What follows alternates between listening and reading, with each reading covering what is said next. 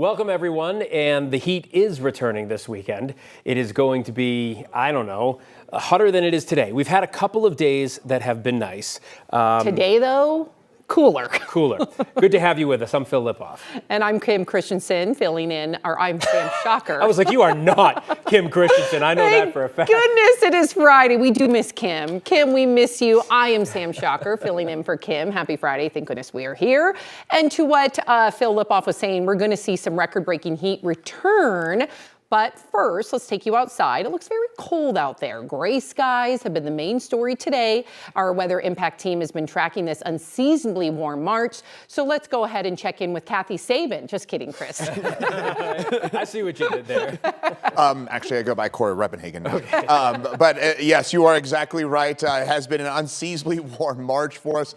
And we're starting to see a little bit of sun break through what's been an unusual cool day for us in late March. But we haven't had a cooler than average day in almost 2 weeks across the Denver area. But today we've had that, but again, starting to see a little bit of sunshine break through all that pesky cloud cover. That's getting those temperatures into the lower 50s. Average high this time of year near 60 degrees, 59 degrees to be exact. So we're in the low 50s. Again, that's pretty close to average for this time of the year, despite the fact that we've had that cloud cover and we've been mostly in the 40s all day long. I do expect those temperatures to get into the 55, 56 degree realm before the day is over and done with. Meantime, you get west of the Continental Divide, it's way warmer. Why? That this colder, denser air mass can't go up and over the mountains, and so it's way colder on the east side of the Continental Divide, this air originating in southern Canada, so it's not spilling into western Colorado, at least not quite yet. Much colder for us than this time yesterday. Probably didn't need me to tell you that. And that cloud cover is starting to break on up along and north of the Palmer Divide. We'll expect that to continue over the next few hours. Again, sunshine will continue to break on out as we head over the next few hours, but there is a fire weather warning for southern Colorado for tomorrow. It will turn a lot warmer and a lot drier for tomorrow as well as through the weekend. I'll tell you in full detail what you can expect this weekend with those temperatures and our next big change, which comes next Tuesday and Wednesday. I'll tell you all about that in a couple minutes. Chris, thank you. That haze from wildfires burning in Nebraska is lingering today. You can see it by just looking outside, although it's not nearly as bad as it was yesterday. The Cottonwood fire, about 98% contained. It's burned nearly 130,000 acres, which is about 200 square miles. Nearby, the Morrill fire is now 100% contained, and that's good news because it has burned more than 640,000 acres, which is 1,000 square miles. That is 5 times bigger than the Cottonwood fire. Colorado's historic heat wave has prompted days of high temperatures. You've seen that, you've felt it. Farmers in northern Colorado are now having to adjust to be sustainable. 9 News reporter Janelle Finch went up to Greeley to learn more about the warm weather impacts.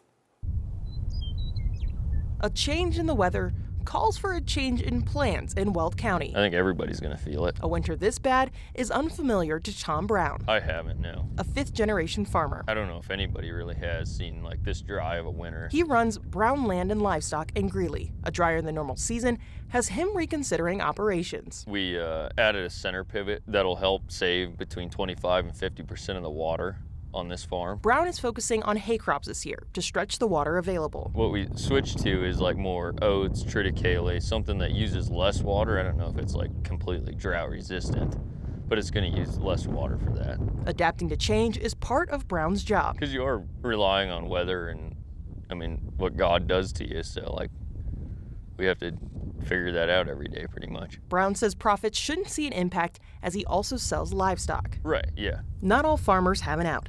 More than 300 farms filed for bankruptcy across the U.S. in 2025, 3 in Colorado, according to the American Farm Bureau Federation.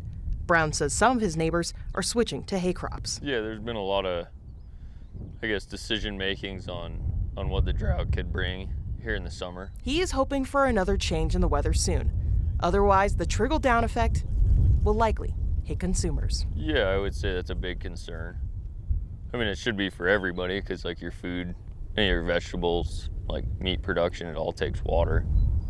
In Weld County, Janelle Finch, 9 News. And on top of the warm weather, farmers who rely on conventional fertilizers are also experiencing challenges with the war in Iran. United Nations Trade and Development says 1/3 of global fertilizer passes through that Strait of Hormuz. This will lead to consumers paying more in grocery stores. Today, CBI announced the identification of the human remains found in 2024, bringing resolution to the 10-year-old homicide case. The body was identified as 71-year-old John Cizik of Newark, California. He was killed in 2016. A key turning point came when one of those tips indirectly led me to the story of a missing person. 71-year-old John Cizik.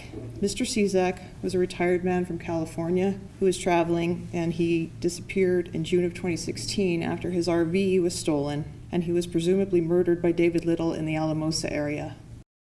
So the backstory is Cizik's body was found in Deer Creek in the campground there in Park County 2 years ago. 40-year-old David Little, who you heard, was suspected of killing him. When he was arrested back in 2016, Little had his ID, credit cards, and RV. Shortly after being arrested, Little died by suicide while in custody at the Jefferson County Jail. After passing the Senate, the bill to fund Homeland Security was shot down in the House by the GOP. The Senate's deal would have funded all of DHS except ICE and Customs and Border Protection. House Republicans say the Senate bill doesn't address their priorities. The stalemate causes financial distress for hundreds of thousands of government workers and travelers trying to navigate understaffed airports all across the country.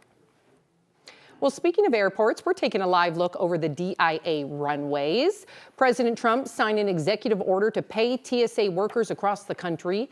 We reached out to DHS and they say paychecks will start rolling out on Monday. DIA says their donation boxes for TSA workers who've worked for more than a month now without pay will stay up through Sunday afternoon. It's nice not to have to pay attention to them, but if you park regularly on Denver streets, you still need to start checking those red and white signs again. Street sweeping starts back up next week. The city's Department of Transportation and Infrastructure, or DOTI, cleans the streets April through November. City officials say it prevents storm sewer inlets from getting clogged, which can obviously cause some flooding issues.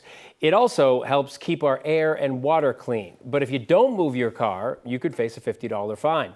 DOTI says there are a couple of ways to avoid that. A couple of things you can do. Go out, look at that sign that's on your block. If you have a calendar at home, write that day down or put it on your calendar online. But you can also go to Denver's Online Services Hub. So Google Denver's Online Services Hub, and what you can do there is then access your street sweeping schedule, and you can sign up for reminders via text or email. So it's a good idea to do that, because if you get caught 3 times, the city will put a boot on your car. Street sweeping season officially starts on Wednesday. And a reminder that Denver city offices will be closed for the newly named Cesar Puede Day on Monday. That was formerly Cesar Chavez Day, but sexual abuse allegations came out about the labor icon, triggering a change nationwide.